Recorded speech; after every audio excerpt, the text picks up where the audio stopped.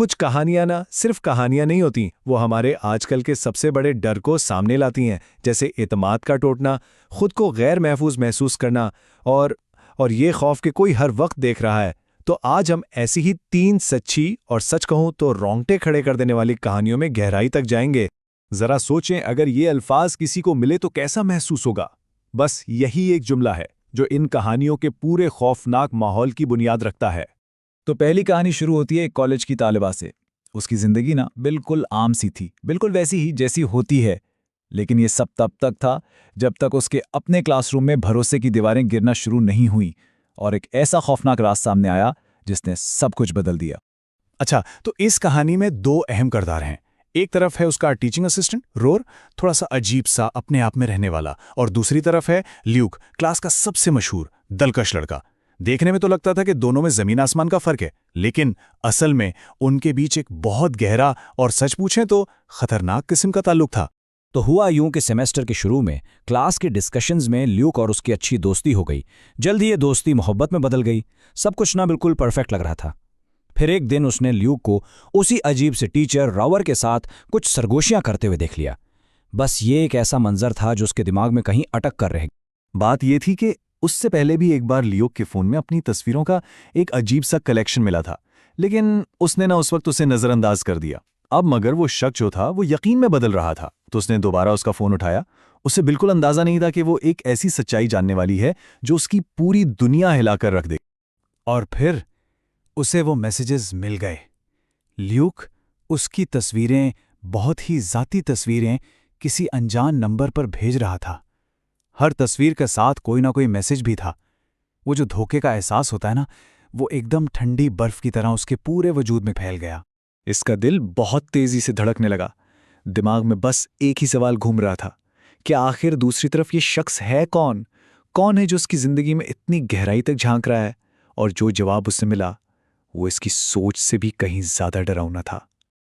वो अनजान नंबर वो रॉर का था, उसका अपना टीचिंग असिस्टेंट, वही शख्स जो उसके ग्रेड्स और उसके तालीमी मुस्तकबिल का फैसला करता था। उसका बॉयफ्रेंड और उसका उस्ताद, दोनों मिलकर ये खेल खेल रहे थे। ये एक ऐसा जहर था जो उसकी जिंदगी के हर कोने में, हर हिस्से में फैल चुका था।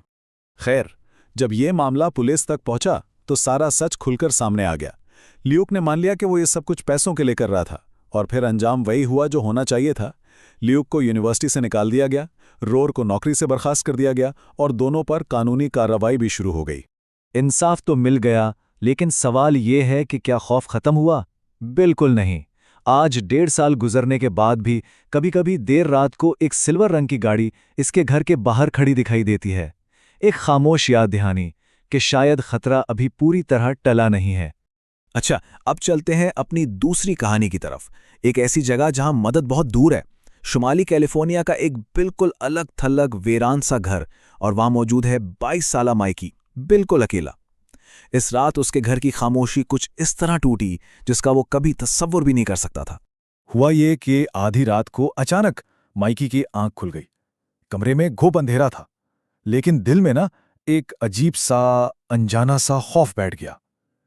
उसे ये तो पता था कि किसी चीज ने उसे जगाया है, और उसे ये भी एहसास हो रहा था कि जो भी था वो ठीक नहीं था। फिर उसने एक चीज नोट की। उसकी अलमारी का दरवाजा, जिसे वो हमेशा बंद करके सोता था, वो अब खुला हुआ था।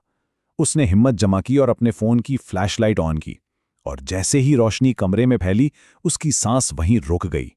उसके बिस्तर के ठीक पास 2 इंसानी साए खड़े थे। वो साए तो फौरन अंधेरे में गायब हो गए, लेकिन अपने पीछे एक सबूत छोड़ गए।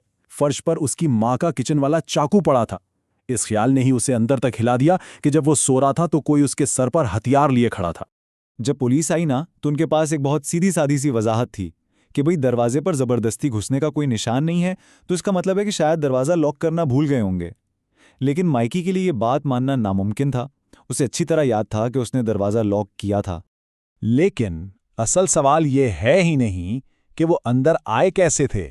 असल सवाल तो ये है कि वो चाहते क्या थे। अगर चोरी करनी थी तो फिर वो उसके बिस्तर के पास चाकू लेकर क्यों खड़े थे? ये एक ऐसा सवाल है, एक ऐसा मुअम्मा है जिसका जवाब माइकी आज तक ढूंढ रहा है। और अब हमारी आखिरी कहानी। ये कहानी है नताशा की, जो पहली बार अकेले रहने के लिए एक नए अपार्टमेंट में शिफ्ट हुई है।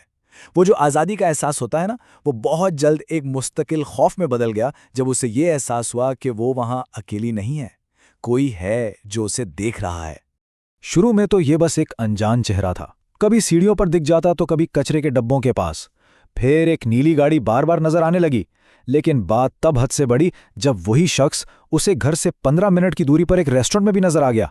अब ये इत्तेफाक नहीं हो सकता था, ये साफ था कि इसका पीछा किया जा रहा था। और फिर एक रात उसके दरवाजे के नीचे से एक कागज अंदर आया, हाथ से लिखा हुआ एक छोटा सा नोट, और उस पर वही अल्फाज लिखे थे, तुम्हें रात को अपने पर्दे वाकई बंद कर लेने चाहिए। अब शक की कोई गुंजाइश नहीं थी, वो शख्स उसके अपार्टमेंट के अंदर तक देख सकता था। निताशा ने फौरन वो अपार्टमेंट छोड़ा और सीधा अपने वालिदैन के घर चली गई, ये सोच के कि वहां वो महफूज रहेगी। लेकिन कुछ ही हफ्तों बाद उसने अपने वालिदैन के मोहल्ले से सिर्फ 2 गलियां दूर वहीं नीली गाड़ी खड़ी देखी। मतलब वो जहां भी जाती वो शख्स उसे ढूंढ निकालता था। तो एक धोखा, एक हमला और एक मुसलसल पीछा, ये तीनों कहानियां बज़ाहिर एक दूसरे से बहुत अलग हैं, लेकिन इन सब का जो इख्तिताम है ना, वो एक ही जगह पर होता है।